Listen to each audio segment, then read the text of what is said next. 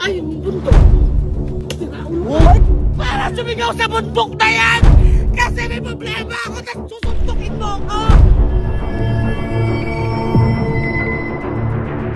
Hi everyone! Isang camper, ang broken-hearted na, ay nasuntok pa nang ilabas niya ang sama ng loob sa bundok. Sa video na ito ay tingnan natin kung bakit nauwi sa sakitan ang sanay isang paglalabas lamang ng sama ng kalooban. Panoorin natin ang video na ito. Okay, lumabas! Lumabas lahat! Uwi! Kailangan! Hindi ko lang po kami ito sa bundok? Hindi, mali! Meron pong mali. Nagmumura kayo! Sino mo binumura ko? Utang ina! Sino ba mga mamura mo? Ay, bundok! Hoy kuya, ba't nananakit kayo? Bakit po kayo nananakit? Bakit kayo nagmumura dito? Tanggalin mo yan! Oh, sige! Shit, Jay! Bakit ganun kuya? Sinipak niyo si ano? Kuya, gayang po talaga ginagawa nila pag nagkakampi, naglalabas sila ng sama ng loob. Sige! Sige! Sige kuya! Malaki pinayanan ko ba? Susuntok mo ako! Oh, sige!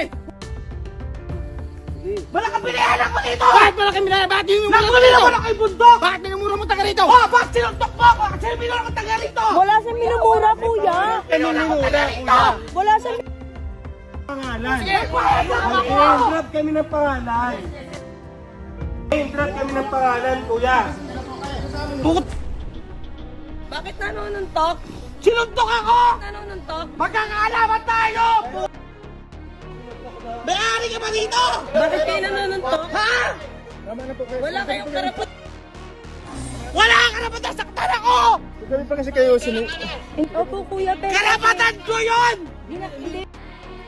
Kuha kasi nila yun para maglabas ng sama... Binura ko yung bundok!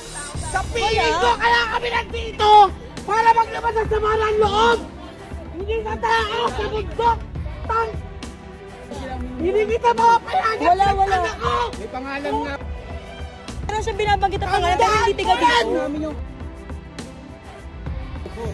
Ang mo na to! Tama na, ano? Relax lang. Relax, sige na. Pag-usapan na lang. Sinaktan ako! Pag-usapan na lang. Gasyo ako rito! Tandaan niya na!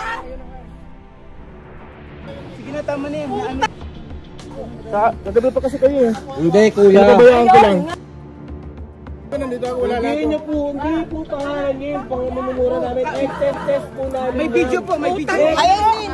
May video kami. Nakuha ko naman yung pagsapak niya. Okay lang, nakuha ko. Minura. Ay ate, ay may matanda oy. Ano kailangan dito? Sige, Kaliki! Magbayad ako dito! Di. Magbayad ako dito! Para sumigaw sa bundok na yan! Kasi may problema ako na susuntukin mo ko! Bitawan niyo ko! Nakita natin yung ginawa ng staff ng campsite kung saan ay sinapak niya ang camper dahil sa paglalabas niya ng sama ng loob. Ito po kasing camper na nagmura sa bundok ay broken-hearted.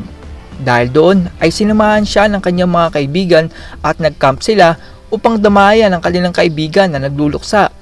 Sumigaw ang camper na broken-hearted sa bundok habang binabanggit ang pangalan ng tao na dahilan ng kanyang pagka-broken-hearted. Naglabas naman ng public apology ang Rainbow 89 Eco Park Camping and Trekking. Ayon sa kanila ay humihingi sila ng paunawa at paumanhin kasangkot ang isa sa kanilang staff at guest.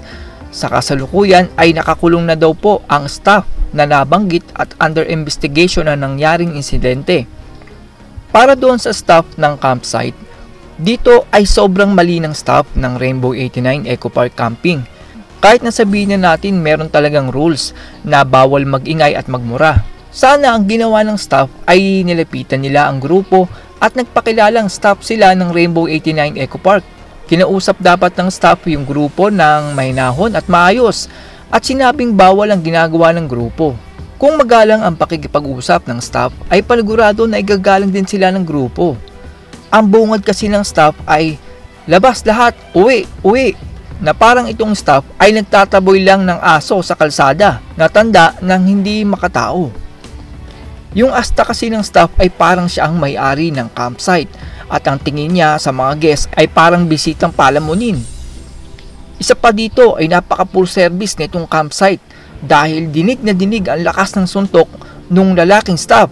Kung talagang may concern sila sa guests ay dapat ang ginawa ng may-ari ay dinala sa ospital ang biktima para malaman kung walang namuong dugo sa ulo o nabasag na bungo.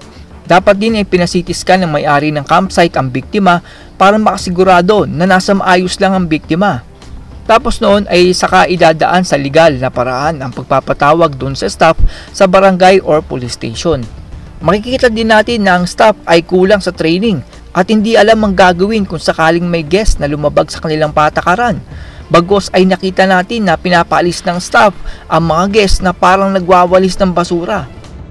Merong kumakalat na post ng staff ng Rainbow 89 Camping at ayon sa kanila ay one-sided daw ang story ng video. Hindi man lang daw nahingi ang kanilang side ng kwento. According doon sa staff ng campsite, ay ito daw grupo ay ilang beses nang sinita ng kagawad. Bagkus ay pinagmumura sila at pinagtawanan. Below the belt na daw ang grupo kaya hindi na daw napigilan ng guard ng kanyang sarili. Ang akin naman dito ay kahit nasabihin na natin maingay ang grupo, ay hindi mo sila dapat pinagbuhatan ng kamay sa pamamagitan ng pagsuntok sa muka. Kung ang lahat ng tao sa Pilipinas ay kapag naiingayan tayo ay sasapakin natin ang mga mukha ng maiingay, ay mawawala na po ng kapayapaan sa bansang ito, hindi ho ba? Ang dapat dito ay bago nyo papasukin ang inyong mga guests ay ipaalala nyo sa kanila na may rules na dapat sundin. Tulad ng hindi pagbumura at huwag masyadong maingay dahil meron ding ibang camper na posibleng maingayan. Dapat ay meron kayong waiver na pinapapermahan na kapag ang guest ay hindi sumunod sa inyong patakaran ay posible silang paalisin sa inyong campsite. Para naman dun sa camper ay naiintindihan ko na sobrang lungkot ng pinagdadaanan ng isang broken hearted. Kahit ako ay muntik nang makaisip na puntahan ng kabilang buhay dahil sa lungkot at sama ng loob na nararamdaman ko noon. Pero dapat kapag nasa isang public place tayo na may mga iba tayong kasamang camper ay hindi tayo dapat sumisigaw at nagmumura. Maliban na lang kung ang lugar ay rented privately at wala kayong ibang kasama sa lugar. Isipin mo na lang kung natutulog ka sa iyong tent tapos may marinig ka nagmumura ng pagkalutong-lutong ay magagambala mo ang ibang tao na naghahangad sana ng katahimikan sa bundok. Ang pag-akyat ng bundok at pag-camping ay isang paraan upang makalimutan natin ang problema. Hindi natin alam ang pinagdadaanan ng bawat isa. Kaya sa halip na suntukin natin sila, ay pakinggan naman natin sana ang mga taong tahimik pero yun pala ay sumisigaw na ang kalooban. Marami ang nagpapakamatay dahil sa sawing pag-ibig. Sana sa halip na kamao ay tenga ang gamitin natin. Baka malay mo, isang buhay ang masagip mo. That's all everyone. Salamat sa inyong panonood. This is Chuck and you're watching Biker Throne.